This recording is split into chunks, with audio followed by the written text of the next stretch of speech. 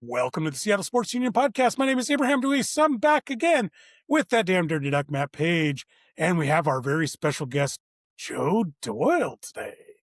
Welcome back, Joe. Guys, I'm so happy to be here. What is this, the seventh time I've done this podcast? I loved this podcast. I was just going to say, you. he sounded so incredulous that you were actually joining us. And I'm like, well, he's been here before. As if I've blown you guys off several times or something. No, but you did come back with your wine of choice. Which wine did you bring today? It's going to sound pretentious, but I actually opened up a bottle of Woodward Canyon for this. It's a really nice bottle of wine, and I thought this was a special occasion worth cracking it open. Awesome. Fantastic. Right, we're going to dive into some baseball here. I just want to give a quick shout out to our producer, the Soul Man, Brian Solack. He'll be helping us out here, and let's dig into it. And I speak of Brian the Soul Man Solack because he has a specific question for you, Joe. No. And one that only you can answer. No. He would like to know if you're familiar with Wyatt Queen. Of course. Okay, great. Brian is friends with his mother or something to that effect, and he wants a full scouting report of Wyatt Queen from Lake Stevens, Washington. Do you want me to read my full scouting report on air? How about an abridged scouting report? I want to know how much. I want to know how much he weighs. I'm curious. You want to know how much he weighs? Wyatt Queen weighs 200 pounds. Okay, all right. You always have a tendency to know these details. So Well, I have it right in front of me. So Let's see. Wyatt, after spending a year at Everett Community College, went to Oregon State. He sits 92 to 94. Generates a lot of swing and miss outside of the zone with carry and tail on the heater. He's been up to 96. The slider is his best pitch. It's got good vertical break and bullet shape up to 88, and he'll throw a bigger, low 80s curveball and a changeup to get hitters off of his two primaries. Nice. There you go. Perfect. But his own mother doesn't know that.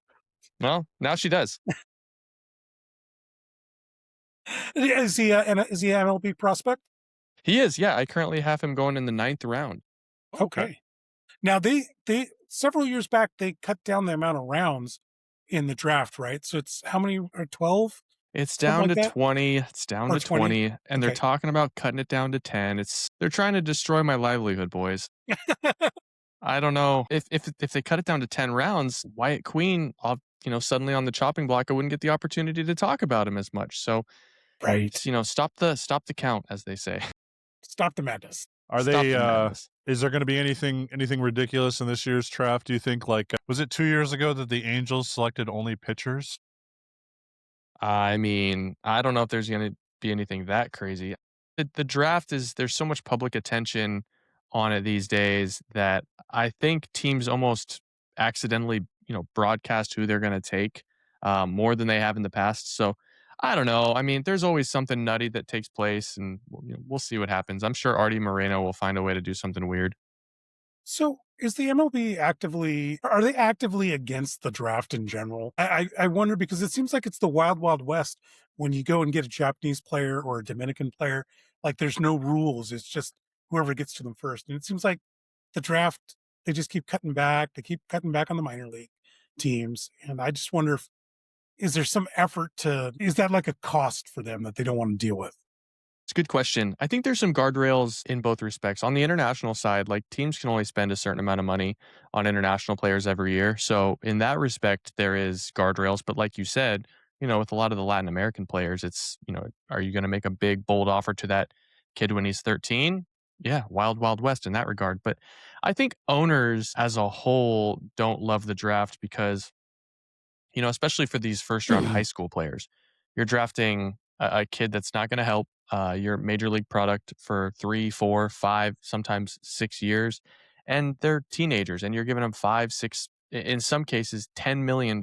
So, it's easy to forget, even though Colt Emerson is knocking on the door of debuting for Seattle this year. He's been a part of the organization for 2.5 years, going on 3 years. And he's got the chance to debut before he turns 21, which is unheard of in Major League Baseball. So he's almost an outlier. So to answer your question, I think owners have a hard time stomaching spending that much money on players and products that just aren't going to impact the bottom line next year. Gotcha. We have another question from the boards from the Soul Man here, asking about the Roach versus LeBron debate. Who goes number one?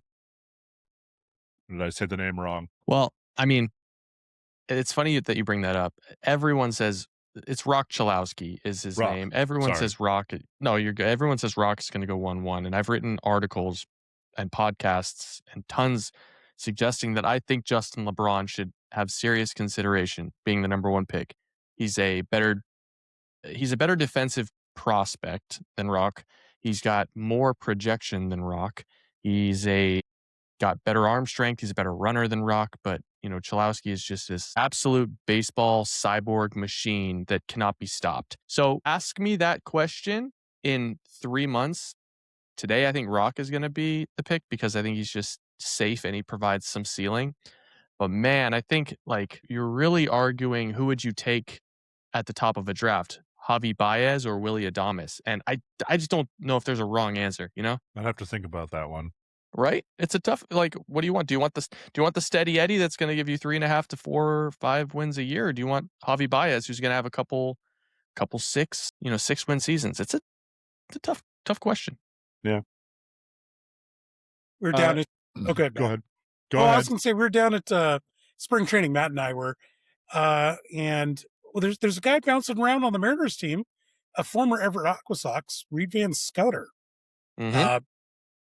What's his prospect? I saw him pop up in the old box scores there.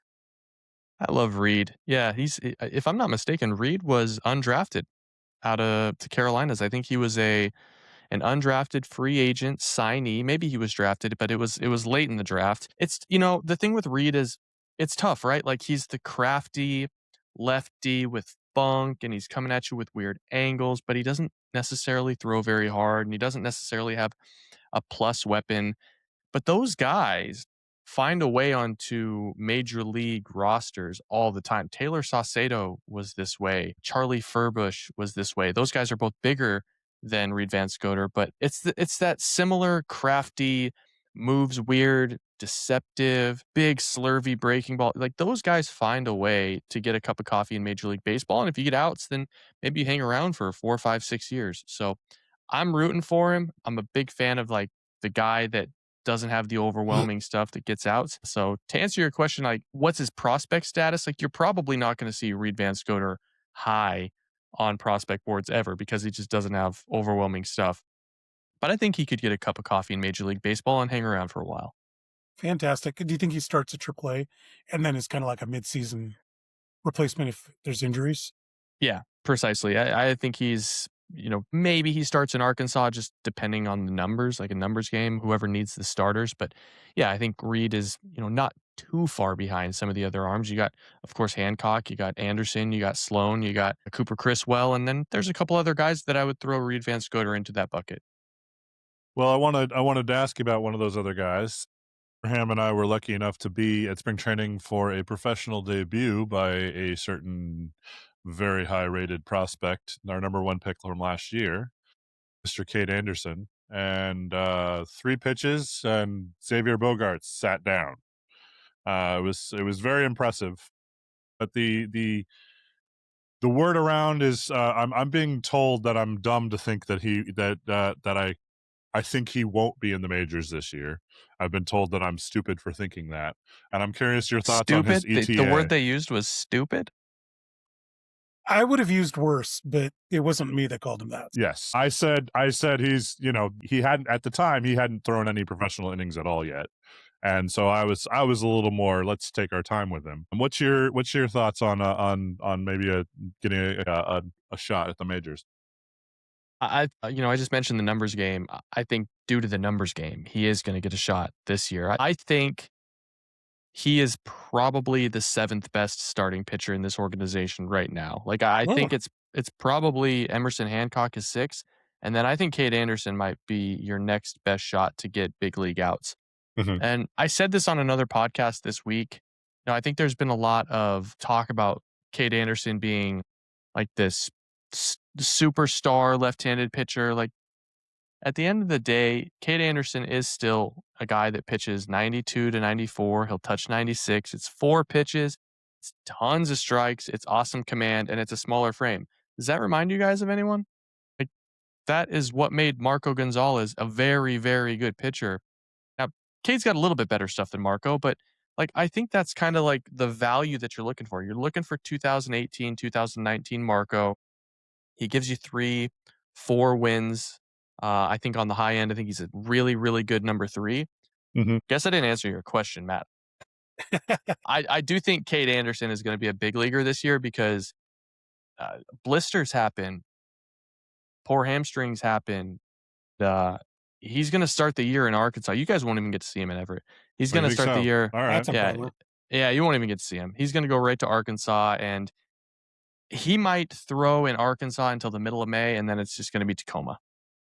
It's the Trey Savage rocket ship type thing. He's too polished to spend too much time in the minor leagues. But I want him to see him in Everett. I mean, come on. You Well, saw you him in got spring Reid. training. You got I Reid saw him in. VanScoter. Well, yeah, no, and I saw him in Peoria, but that's true. But I mean, it would have been nice for me and Brian to track him down on the sideline and after the game Well, and you're gonna force have him to to talk to us.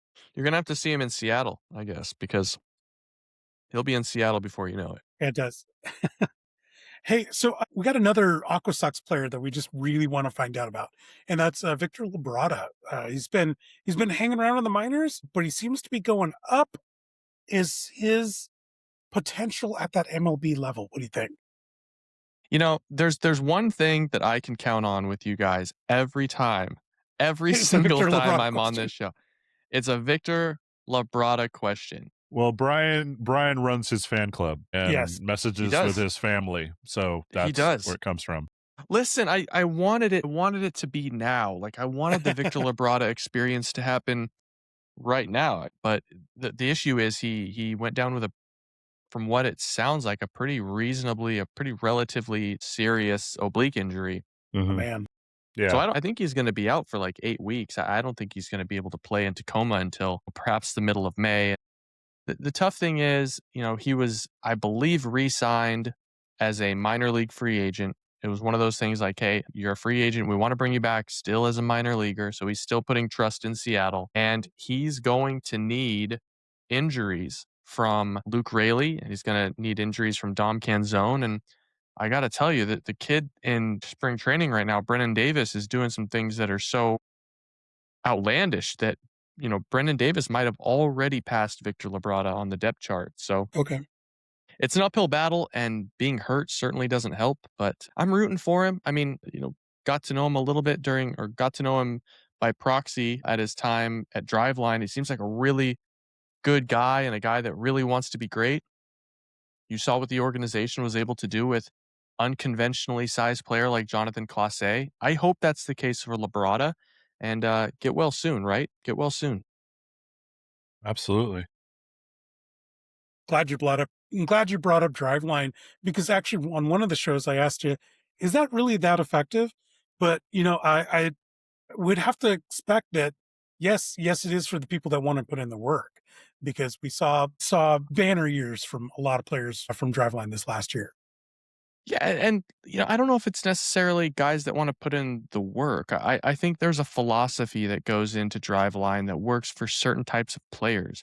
Like Okay. what they want to see you up your bat speed. They want to see you hit the ball hard to the pull side. They want to see you backspin the baseball. They want to see you get to impact. And for all the guys that have gone to Driveline, like Joe Adele turned into a freaking all-star after going to Driveline this past winter. But Ty France went to Driveline, and it you could argue it broke him. He really struggled in what was it, 2023, when Mhm. they traded him. JP Crawford, it didn't work in ways that they thought. And that's not to say it didn't work for JP Crawford. It didn't transform him into something he has never been. So it works for guys that are willing to philosophically change their approach to getting to the pull side, backspinning the baseball, improving bat speed. And for some guys, it doesn't. And that's okay. We Fair point. have more questions about some players from the board here. Mr. Solack is just firing away with players. He likes to keep you guessing. It's like a Griffin, quiz every time you're on this show. yeah, it is. Is And there we're like always an open is there an open chat that I'm like that is popping off right now that I'm unaware of? Yeah, Yeah, there is actually. it's on the right side. But anyway, yeah, it's in your browser. But Okay, I'll take your He word for wants it. to hear Being watched. Griffin Hughes and Christian Little, and I probably pronounced Hughes. I don't know. Hughes, no, you got it. Okay, Nailed it. And Christian Little, he wants to know about those two. Yep, Griffin Hughes was one of my favorite picks from the draft. He's injured right now and he's going to be down for a while, so I don't think you're going to see Griffin Hughes for much of the 2025 season or 2026 season, or at least not the foreseeable future here in the early going. But I've compared him to a budget Jack Leiter. Like, it's a fastball that explodes. He's physically maxed out at 6 feet tall. It's a firm slider, 85 to 86 with some bite. And the changeup came a long way at Miami. I've said this before. I'll say it again. I think Griffin Hughes was perhaps, well, I already said he's one of my favorite picks from the draft. I think he's got a chance to be like a low number 4 starter at the big league level. And then Christian Little, I think we're all just kind of waiting to see what that's going to turn into. I mean, this is a kid that was in, I believe it was 2022. It might have been 23, but I've been scouting him since he was a high school senior.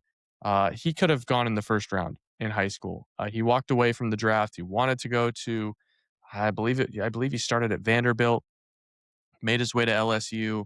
And the whole package has never come together, but he showed flashes there after the draft in 2024 where he looked unhittable. And he held his velo and he was able to pitch deep into games. We'll see whether or not he can take that next step, because the issue with Christian has always been consistency, repeating the fastball command, repeating his breaking ball shapes. He's close and he's got the talent. He would be, on the short list of guys that you look at and go, okay, he's, 15 to 20 on this prospect list. But if you wanted to circle someone that's going to be in the top 10 or top 8 in July, and Christian Little is all of a sudden like knocking on the door of being a big leaguer, and he's in Arkansas and he's performing well, he'd certainly be one of those, if it all goes well, big helium types. Mm-hmm. Fantastic. All right. Well, let's go up to the major league roster. The big question, the overarching question about Cal Raleigh: can he duplicate this? Will he duplicate this 60 home run stuff? Greatest season by a catcher ever? Anyone that thinks he can duplicate that, absolutely not. Really? Okay. Absolutely not. Like, there's no, like, how many guys in the history of baseball have hit 60 twice? Barry Bonds? 3? 2? I think it's Barry Bonds. I think Babe Ruth maybe did it. Did Babe Ruth do it twice? I don't think Babe did it. I'm not sure. I don't think he did either. No, he just did it once. Sammy didn't do it twice. Sammy did it. Junior never did it. Sammy did it twice. Did he? Sammy went 60-60? I thought he did it once. We'll get our producer on this, and he'll get it. But anyway, you're saying he won't. So here's what I would say with Cal. Sammy did it 3 times. He hit 63 times. Man, that was the golden years of my baseball education too. I cannot believe I forgot about that. That's crazy.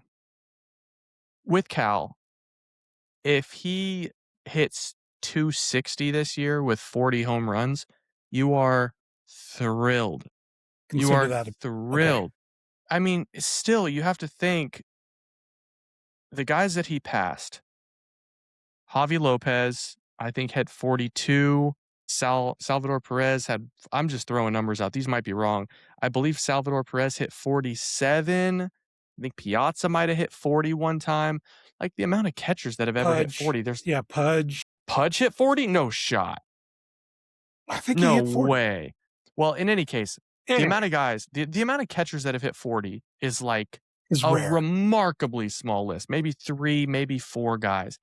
If you get 40 out of Cal, that's still one of the all-time great seasons by a catcher. Pudge hit 35 his MVP year. That was his 35. So yeah, and by the way, Barry Bonds only did it once. Really? He hit 70. He hit 73 in 2001, and the next highest was a 49 year. What a bum. But set our expectations. Wait. So Sammy Sosa really hit 60 3 times? 3 times. Yeah. Yes. He did it in 98, 99, and 2001. But don't worry, Joe. It was with a corked. Well, he could have. I don't care. He could have done it with a rocket launcher. I don't care. 60 home runs is 60 home runs. Yeah, it is. Yeah, no. But to answer your question, Okay. if Cal stays healthy, which is so hard to do as a catcher, it really is difficult. If he hits 40 home runs and hits 260, and he puts up, above average defense, stays healthy, that is a remarkably positive year. Now, I don't know how Seattle's going to make up, losing 20 homers, let alone the homers that you lose by losing Polanco and Suarez. But for Cal's sake, 260, 40, and like 100 RBIs, one of the top 15 greatest catching seasons of all time, in my eyes.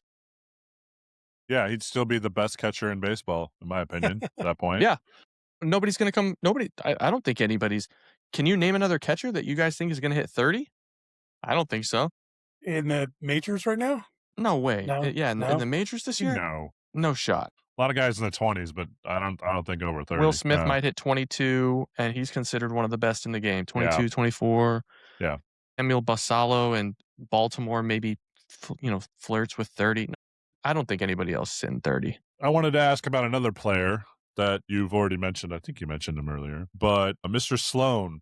Will we see him again in Everett? Will he have a shot at the majors like some other people may have implied? That's a good question. I don't think I would send him back to Everett. I think I would challenge He him. had a rough start, and he had three starts in Everett, and he had a rough time. Yeah, I know. How many innings does he have in Everett at this point? He was up there for a decent clip there.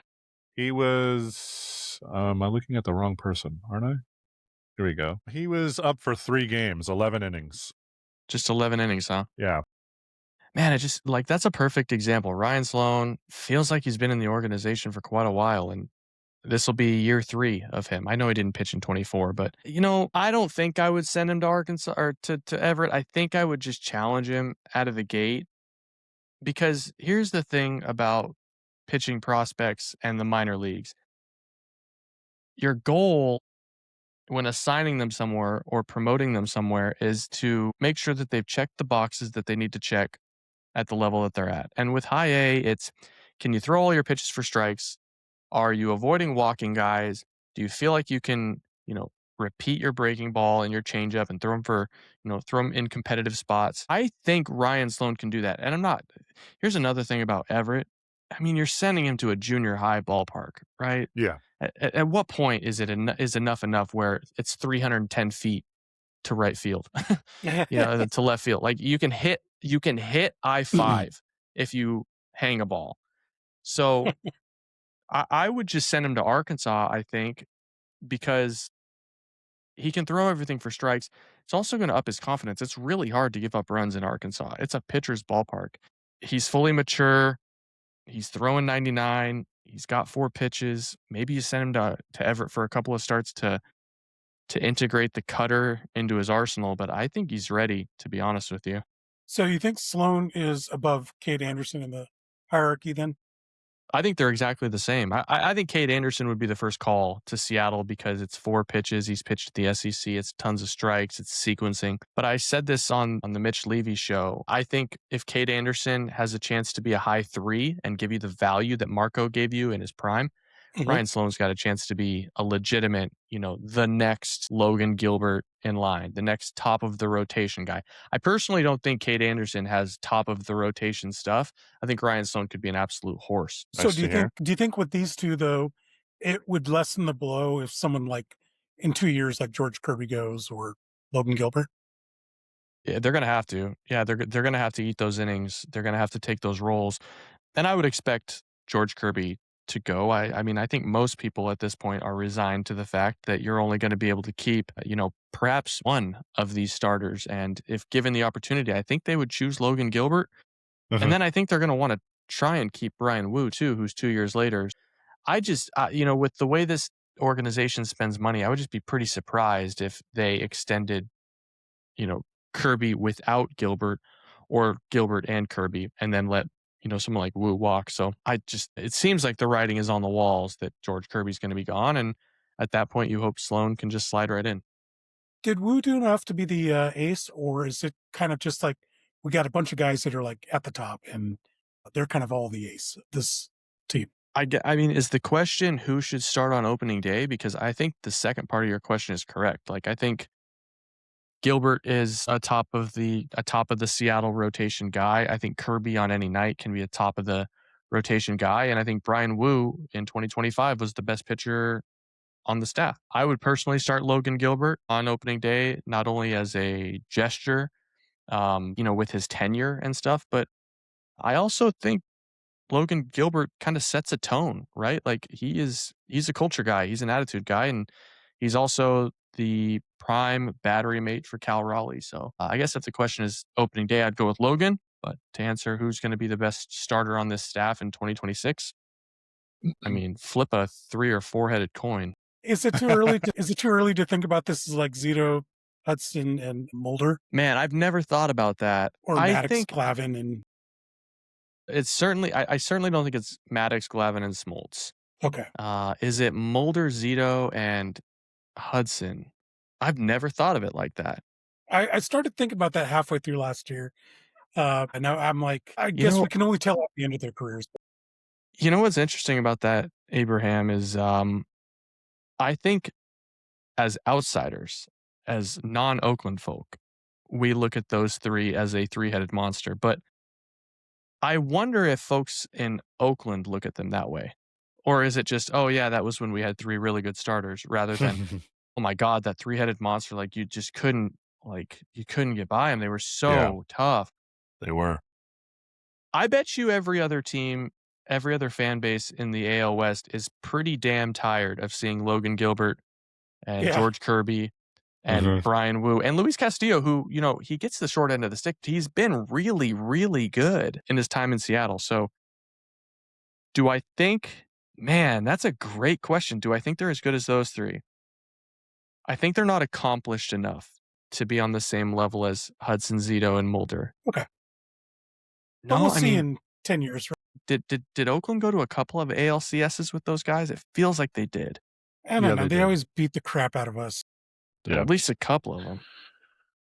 So I'm being told I have to ask questions, but I'm going to deny all of those. I choose to ignore those. And I'm going to ask a different question that Solack will want to hear, which is, when are we going to see Luke Stevenson in Everett? How long? You'll see. I think you'll see him start there. Oh, you think so? Okay. I think he'll start there. Yeah, I mean, college catcher, called Mhm. some of his own games at North Carolina. Super, super, super advanced plate approach. There's a lot of swing and miss in his game, but he's not going to swing at pitches outside of the zone. He's ready defensively to catch a more advanced staff. Yeah, I think he's going to start in Everett. And I think he might spend some time there just so he can see more and more and more, advanced pitching and see if the bat to ball skills can trend up a little bit. But I'll tell you this, man. Luke Stevenson at North Carolina had a lot of swing and miss in his game, Mhm. but he took a ton of walks and he hit the ball in the air a ton. And that's why, people are talking about, oh, who's the next Mariners prospect who could be a top 100 prospect? Like, Luke Stevenson might accidentally hit like 270 and like 18 home runs in Everett just because of that wonky, Funko Park. He's going to be really fun. Like, it's going to be strikeouts, walks, and home runs with that guy. He's very Awesome. Mike Zunino. He really is very Mike Zunino. Okay. Yeah. That wouldn't be too bad. Hey, so we know you got to get running here, but we need one last scouting report. There's a rather small prospect that is living in your house now. How do you rate them on What's your the little board? projection? Well, what's the projection for your kid? Yeah. So And congratulations, by the way. thank you, guys. Thank you. Yeah. New baby girl was born 3.5 months ago. She's my top prospect, number All one right. prospect in the game. Yeah. I grade every tool as elite, Okay. incredibly powerful. She gives me nightmares. Just like She's the best. Has she got just good like- contact? yes, exactly. I ask my wife. I don't know. She's the best though. She's the best thing that's ever happened. It's, I've always thought all my friends had kids, and my little brother had a couple of kids before we had our baby Grace, and I always thought there was such a cliche when people were like, "Oh, it's the hardest thing that you'll ever do, and it is the most fulfilling and, like, joyous thing you'll ever experience." And man, it's so dead on. It's so hard, and it's so exhausting, but man, the highs are so high. So I appreciate you guys asking me that question.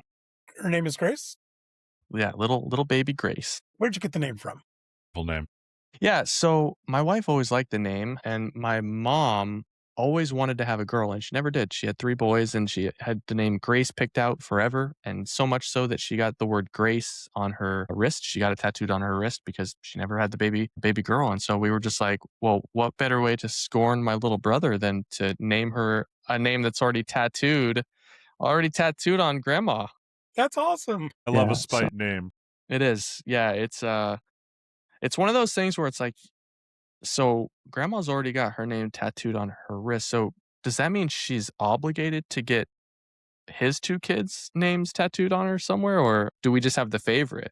We just have the Just gonna have favorite to. unless You she's just have willing the to go under favorite. the needle again. We just have the favorite. I'm not paying for my brother's kids' names to go on my mom or yeah, my mom. No way. We have the Wait, advantage. We got the leg up. Yeah. yeah, your name's not even on her anywhere. No. No, Wow. No. not even with your name and like a line through it. No. No. Okay. No, and honestly, her name wouldn't be on her either had we not, had Grace after the tattoo was already on her, so we cheated. You're still making appearances and you're still doing your recordings, right? This hasn't impacted any. You're not on hiatus. No, I don't know how I was able to continue. I skipped 1 week of the podcast, but Okay. 211 episodes of the Overslot podcast at this point, and, yeah, in July, we launched overslotbaseball.com, and I don't know how I've been able to juggle everything, but it's been a freaking blast. And you've been getting some powerhouses like Jerry DePoto on your show, right? Yeah, Jerry was on the show a couple of weeks ago. That was Jerry's 4th time on the podcast, which Nice. great Nice. as always. Scott Hunter, the Mariners scouting director, has been on it a Mhm. bunch. So yeah, Sweet. I don't know why people trust me with their time like you guys, but here we Oh, are. because you can answer any question about any player. That's a Randomly tell great. us Yes. their weight. Yes, and know they're all their weights. and Hey, heights. listen, I have a spreadsheet. It's not like I know Wyatt Queen's weight by heart. Oh, don't No, break the but illusion, Joe. one of these prior ones, you named it from it was a Wazoo prospect like a year ago or something like I that. think that was Max Hartman. I remember that. Yeah. Nice. Oh, yeah. See, you know the name already. Brian will There you go. remember. Yeah, oh, Brian yeah. will remember. And Yep. Brian is probably furiously typing right now. Yes. Still at Wazoo. Get 1 more year of him. All right, we got to let you get to Grace, but before you say some Grace, I want to do our shout outs like we typically do. So I'm going to do the first shout out for this. In addition to your daughter Grace, give a shout out to Matt Page. He's getting married, and we're Congrats, Matt. we're going to cause some trouble in Everett this Saturday at the Everett Silvertips game. Was that a Yeah. bachelor party? Essentially, The second Essentially. one. Yeah, the first one was spring training. Abraham flew me down to Arizona to see some spring training games. So I have 2 shout outs, one to Abraham for the bachelor party gift, and the second one is to my lovely fiance. 36 days till we're married. That's woohoo! amazing. Congratulations, Matt. It's the best Thank day of you. your life. It will be. Joe, Yeah. shout out for you. I mean, I have to shout out my wife. Nice. Madeline has just been unbelievable as a new mother. She's taken it head on, and you don't know what your partner is capable of until you watch him do it. It's been really, really incredible to watch. So shout out to Madeline. Fantastic. And we got a shout out from our producer, and that's to Reid VanScoter. Who got engaged. Just got engaged. It's weddings all around, it sounds like. And he was a 5th round pick, by the way. Brian is very emphatic Was he on a that. 5th? Oh, you know what? You know what? He was a 5th round pick, and I remember it was because we gave all that money to the 3 high schoolers. And so Oh, I yeah. think we gave Reid VanScoter like 25 grand or something really, really small. Reid, I am so sorry. I'm so sorry. Yeah, no, definitely a draft pick. Just a heavy underslot pick. Fantastic. Well, people out there can hear you and watch you and see you on Overslot and anywhere, any social media that they can check you out at. Yeah, you can find me on Twitter at Joe Doyle MILB or at Overslot Baseball, or actually it's at Overslot underscore if you're into college baseball, high school baseball, and the draft. And That's he's overslot with a space or one word? Overslot is one word and then an underscore at the Fantastic. end. But if you Fantastic. guys would like to reach out to okay. whoever owns over hyphen slot on Twitter, that would be great. They have one follower and they don't do anything. And you're still drinking a bright yellow beer in your profile picture. I should change that. That photo, fun fact, that photo was taken in 2020, the day that my wife and I were supposed to get married, but it was obviously canceled because of COVID. But we just decided, let's go out to bars and have a fake bar hop wedding day in 2020. That's awesome. There you go. All right. Well, thank you, Joe, for joining us. And on behalf of that damn dirty duck, Matt Page, and the soul man, Brian Solack, myself, Abraham DeWeese, we want to thank you for watching us here on YouTube and as well listen to us on Spotify. Check us out on social media. That's on X at Seattle Sports U, and as well like and subscribe to us on Facebook. And we'll see you guys next time.